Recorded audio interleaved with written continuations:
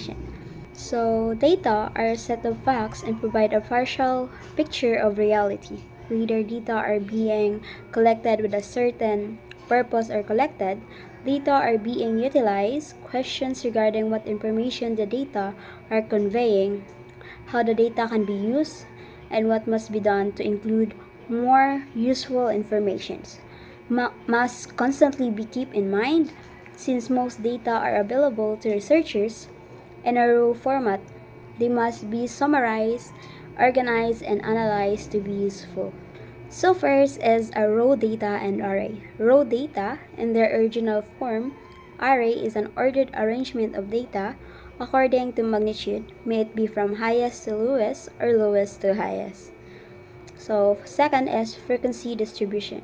Is a way of summarizing data by showing the number of observations that belong in the different categories or classes, also referred to as a group data. A frequency distribution table is a grouping of data into categories showing the number of observations in each of the non-overlapping classes. So we have two general forms of frequency distribution table. One is single value groupings is a frequency distribution where the classes are distinct values of the variable. This is applicable for data with only a few unique values. Second is grouping by class intervals. Is a frequency distribution where the classes are the intervals. So we have definition of terms. We have the class interval, range of values that belongs in the class or category. So second is class frequency, the number of observations to belong in class interval. Class limits, the end numbers used to define the class interval. Lower class limit or LCL is the lower end number. Upper class limit or UCL is the upper end number. Open class interval is a class interval with no lower class limit or no upper class limit. So class boundaries are the true class limits. Lower class boundary, or LCB, is a halfway between the lower class limit of the class and the upper class limit of the preceding class. Upper class boundary, or UCB, is a halfway between the upper class limit of the class and the lower class limits of the next class. Class size is the size of the class interval. So we have steps in constructing a frequency distribution. First, make an array for the given data. Second, determine the number of classes. There are no precise rules concerning the optimal number of approximation. Note, round of key to the nearest integer. So third is determine the approximate class size. Wherever possible, all classes should be of the same size. Solve for the range. R equals max minus min. Compute for C equals R plus K, then round it up to the next number. 4 is determine the lowest class limit. The first class must include the smallest value in the data set. So 5 is determine the upper limit of the lowest class using the formula. So variations of frequency distribution. First is relative frequency, or RF, the distribution and the relative frequency percentage, or RFP. RF equals class frequency slash number of observations. RFP equals RF times 100%. Second is cumulative frequency distribution, or CFD, shows the accumulated frequencies of successive class beginning at either end of the distribution. So we have here the presentation of data. After organizing data, the next step is to present data so that can be understood easily. The most useful method of presenting data is by constructing graphs, charts.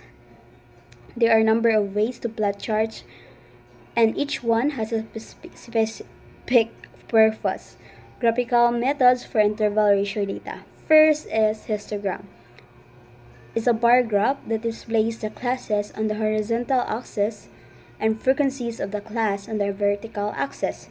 The vertical lines of the bars are erected at the class boundaries, and the height of the bars correspond to the class frequency.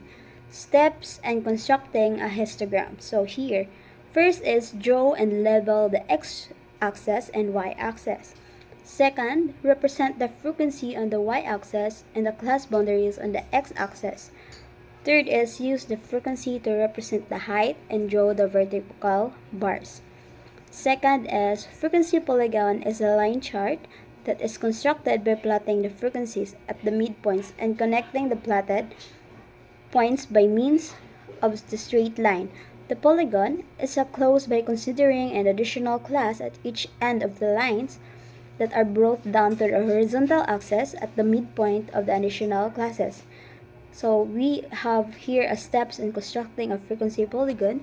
First is find the midpoints of each class. Second, draw and label the x-axis and y-axis.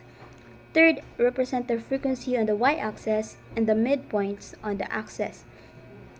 Fourth is connect adjacent points with the line segments. Draw a line back to the x-axis at the beginning and end of the graph. So, third is less than cumulative frequency polygon or less than or give is a line chart that is constructed by plotting the cumulative frequencies of the classes. The vertical axis represents the less than cumulative frequency of the distribution, while the horizontal axis represents the upper class boundaries of the frequency distribution. Step in constructing a less than cumulative frequency polygon less than or give. First is draw and label the x-axis and y-axis. Second represents the less than cumulative frequency on the y-axis and the upper class boundaries on the x-axis. Third is connect adjacent points with line segments. So we have here the other types of graphs, which is first is line graph. It is a presentation of data that shows a continuous change or trend. It may show ascending or descending trend. Second is a bar graph. It uses bars to compare the magnitude of the different categories of a variable of interest. It may be drawn vertically or horizontally. A vertical bar chart is used to when comparing means or presented between distinct categories, while a horizontal graph may contain more than 5 categories. A bar is plotted on either the axis or the y-axis. Third is pie chart. Is a type of graph that displays a data in a circular graph. The pieces of the graph are proportional to the fraction of the whole in each category. Fourth is pictograph. Is a type of graph in which each symbol represents a definite and uniform value. And the last one is scatterplot. Scatterplot uses dots to represent individual pieces of data. In statistics, these plots are useful to see if two variables are related to each other. So, I have here the qualities of a good graph, or ACSE or AXA. First is accuracy. Should not be deceptive, distorted, misleading, or in any way susceptible to wrong interpretations, not create any optical illusions. Second is clarity. Easily read and understood, should focus on the message it is trying to communicate, able to aid the reader in the interpretation of facts. Third is simplicity.